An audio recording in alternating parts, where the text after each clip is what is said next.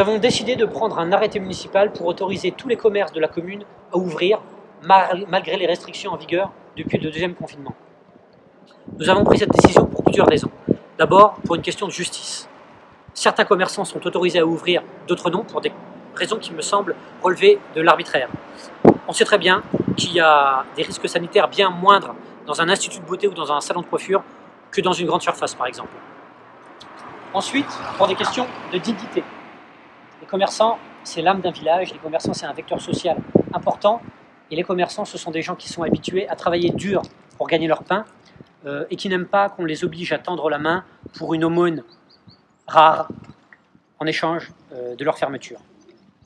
Enfin, pour des questions de survie économique.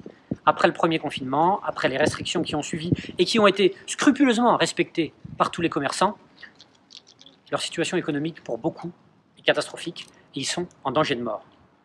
La mort de nos commerçants, c'est la mort de nos villages et ça aura des conséquences désastreuses sur le plan économique, mais aussi sur le plan psychologique, sur le plan social, sur le plan familial et sur le plan moral. C'est en conscience des risques que j'encours que j'ai choisi de prendre cet arrêté municipal.